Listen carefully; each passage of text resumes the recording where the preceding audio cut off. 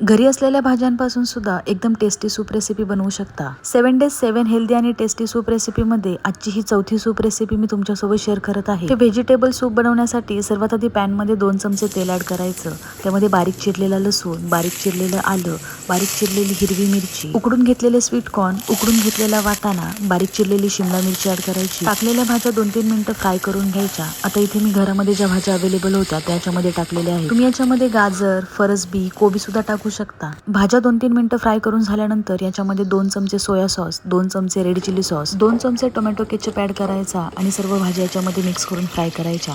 त्यानंतर यामध्ये जितकं तुम्हाला सूप पाहिजे तितकं पाणी ऍड करायचं। पाण्याला उकळल्यानंतर बारीक चिरलेली कोथिंबीर गार्निश करायची। त्यानंतर 4 चमचे पाण्यामध्ये 1 चमचा कॉर्नफ्लॉवरचं पीठ मिक्स करायचं, त्याच्यामध्ये टाकायचं। सर्वात शेवटी मिठाची चव बघून याच्यामध्ये चवीनुसार मीठ टाकायचं, सर्व चांगलं मिक्स करायचं। अशा प्रकारे हेल्दी टेस्टी व्हेजिटेबल सूप तयार झालेला आहे। रेसिपी नक्की करा आणि अशाच रेसिपीसाठी चॅनलला फॉलो करा।